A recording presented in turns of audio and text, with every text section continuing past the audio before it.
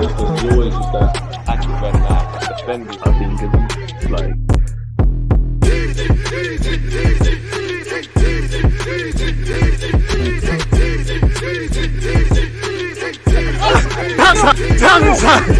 New hope for West Ham. Declan Rice film telling young fan he's going nowhere as Arsenal, Manchester United and Bayern Munich fight it out for the midfielder.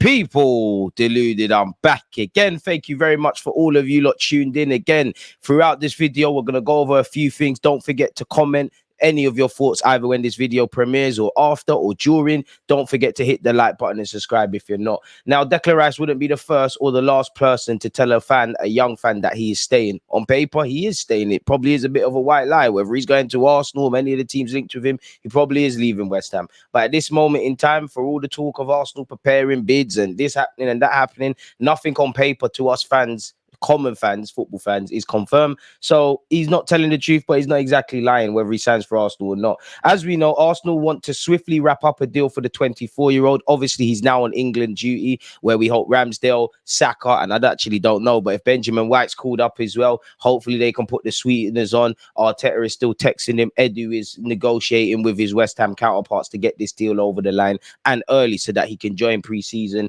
and bed in. As we know, David Moyes, David Sullivan, and obviously Declan Rice have all spoken, especially all season and in the aftermath of West Ham's victory in the Europa Conference League. Apparently, he's been filmed telling a young fan he is going nowhere, which probably isn't music to Arsenal fans' ears, but what more can you say? He was asked which club would he join. He said nowhere and West Ham, and on paper, he's not going anywhere. There's been a lot of noise. Nothing's confirmed.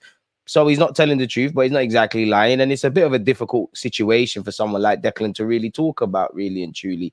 Apparently, it was revealed by the Mail Sport, Arsenal want to swiftly wrap up a £90 million deal amid competition from Manchester United and Bayern Munich. David Sullivan, I don't know why I keep calling him Solomon, has said, I think it has to be his last game, obviously in reference to the Conference League. We promised him he could go. His heart is set on going. You can't ask for a man who is more committed to us than this season. In due course, he has to get on and we have to get a replacement or several replacements. They've been linked with Ward-Prowse, the latest one. It's not something we want to happen. We offered him 200 grand a week 18 months ago. He turned it down. It cost him 10 million to stay at West Ham in that time in lost wages, and he wants to go. You can't keep a player who doesn't want to be here.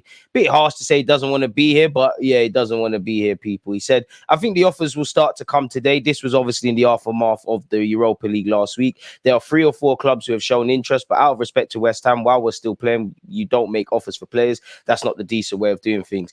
There you have it. Declan Rice did once say, it's flattering to be wanted by a lot of clubs, but the badge on my crest tonight is West Ham. I've got 2 years left on my contract. Ultimately, it's up to the people above. And to the day I walk out this club, I'll give absolutely everything and I'll wear my heart on my sleeve for this badge. Fair enough. What more can you demand? Rudy Galletti, a journalist, is saying Declan Rice, Arsenal sent their first official proposal to Aston Villa. I don't think West Ham, I don't think the move can progress if we're going to Aston Villa dead. So I don't know on the credibility. As we know, I'm pretty sure that's a typo. We've sent our first alleged official proposal to Aston Villa. Arsenal are on the midfielders track for months, and they're now trying to beat fierce competition to sign him, allegedly. Fabrizio Romano said Arsenal enter into crucial stages of the Declan Rice deal next week. Official bid expected very soon after positive talks in recent days. Gunners feel they're ahead of Bayern as the player's priority is to continue in England, but timing will be crucial for Arsenal. Looking at Manchester City's Joao Cancelo, allegedly Arsenal still remain admirers of the Man City outcast Joao Cancelo. Apparently, the 29-year-old has been told his time is up at Manchester City. It's believed Bayern Munich will not activate a buy option, although if Manchester City, drop the price tag, you can't rule out going there. I think he's going to go to Spain. He has been linked with Arsenal, but you've also seen rumours that he's not keen to continue his career in England, which obviously rules out beyond the obvious Manchester City and Arsenal. Apparently, the deal could be worth 61.5 million. So 61.5 million plus wages for a 29-year-old, as great as he is, it's a means to an end. I'm not going to complain. Is that something we're going to do, really and truly? It's believed the Gunners are keen to add a player with class and experience. With a well-placed source telling Football Insider, the Portugal international ticks a lot of boxes for the Londoners. He's on the contract for at least another couple of years. He's on the contract until June of 2027, people. Missed out on the treble.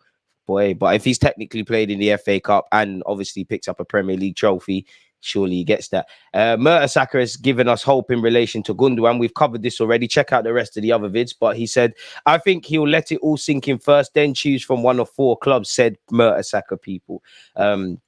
For what it's worth, Gundogan has said, I've not made a final decision on my future. We've been linked with a number of fullbacks. It seems like we're moving away from Ivan Fresneda. We don't know what's going to happen with Joao Cancelo. We've once again been linked with Timothy Cassandra of recently relegated Leicester, who, you know, does have a couple of injury concerns. You know, Leicester fans on social media, not that you can read into social media, are celebrating the potential departure of him. So I don't know what that means. Obviously, he's a Belgium international. Apparently, he was an Arsenal fan growing up. He can play right back. He can play left back. He is relatively Premier League experience, and with Leicester being relegated and him probably wanting out with a Euros to think about the end of the season that's upcoming, maybe this could be a cut price option or a backup option to get in Ivan Fresneda, who's available allegedly for 20 million euros.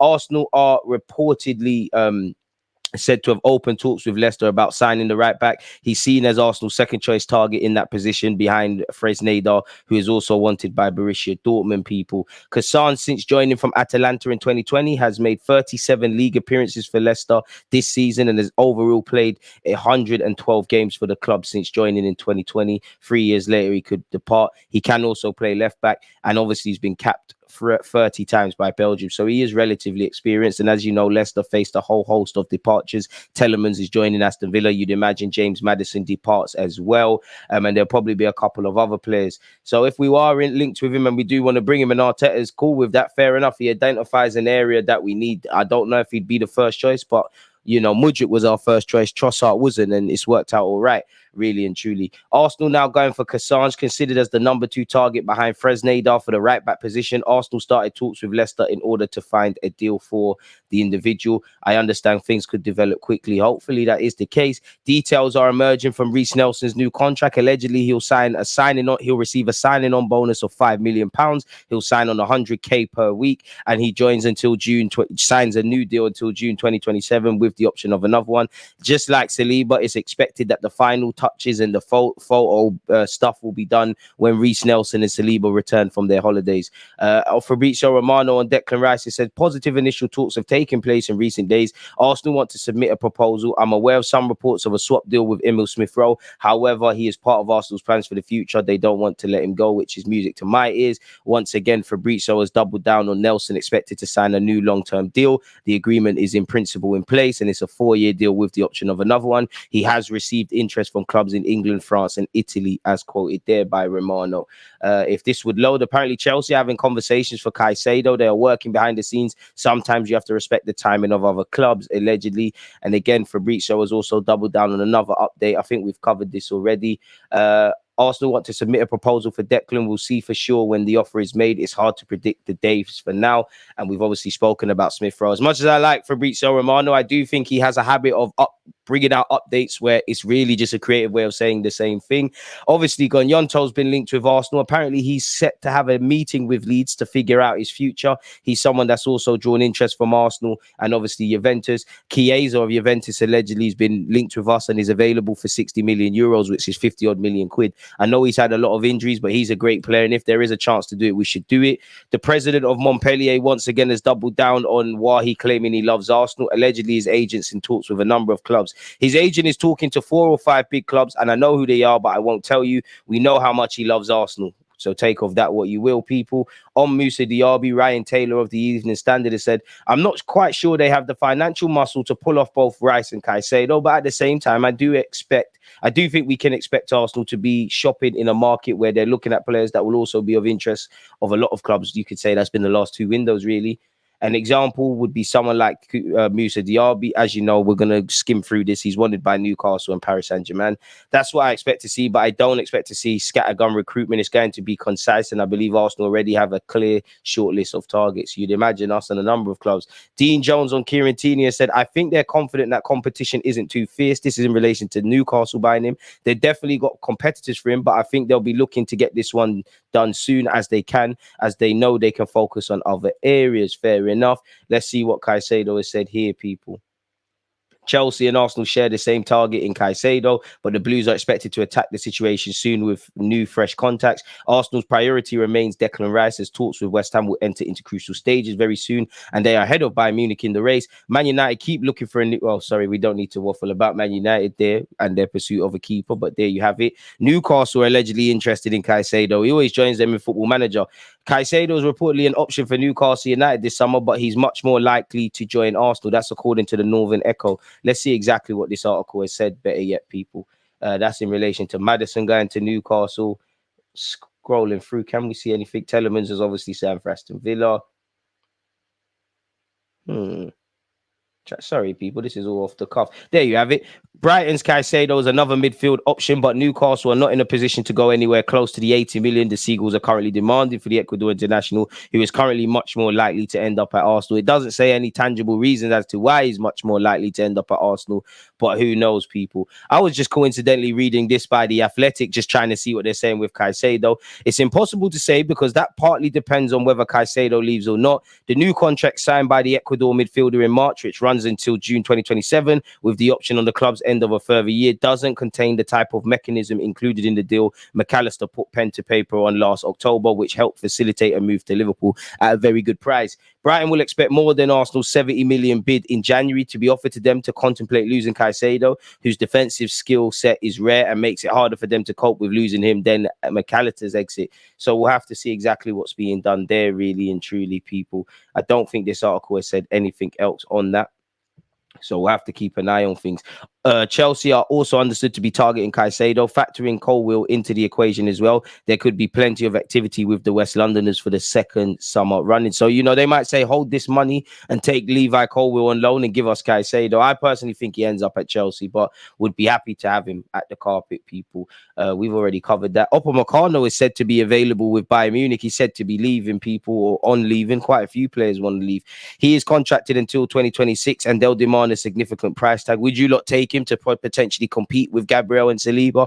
Don't forget to hit the like button, comment and subscribe and let me know your thoughts. We have been linked with Xavi Simons of PSV, who previously has said, clearly a lot has changed now. I haven't met or spoken to the new manager yet. I'll speak to him and sit with PSV, then decide my future. I'm aware of the PSG clause to bring me back, but as far as I'm aware, they also don't have a manager yet. Peter Bosz has been announced as the new PSV Eindhoven gaffer, so he's replaced the departed Ruud van Nistelrooy. And Xavi Simons has a lot to think about, you know, first real breakout season in senior football. Obviously, you've got Euros to think about, maybe staying and playing in your homeland, and the stability staying at your club provides makes you set to join Holland or go to Holland, go to the national team, end that tournament with Holland. He's been called up at the moment. Or maybe he sees the fact of, you know, the Cody Gakpos, the Noni Maduke's, Ruud van Nistelrooy's left. Maybe he doesn't want to be the last one in the club and he wants to, you know, move and join a more competitive team. Apparently, Barcelona are interested in Ivan Fresneda. Apparently, the sporting directors of Barcelona are fans of him. And as you know, several European clubs are looking at him. Valladolid have been relegated and he comes with a release clause of 20 million euros. Reports earlier this last week said Arsenal have called their interest in Ivan Fresneda. There's other Premier League teams interested. He's available for 20 million euros, but Arsenal are currently one of them, allegedly. Gundogan, apparently Saudi Arabia have contracted Gundogan and told them he's told them he'll make his decision after the Champions League final, which has happened. The midfielder has a verbal agreement with Barcelona. The Saudi are pushing hard, and if there's a possibility, they will go after him. So that means Arsenal can kiss Gundogan goodbye.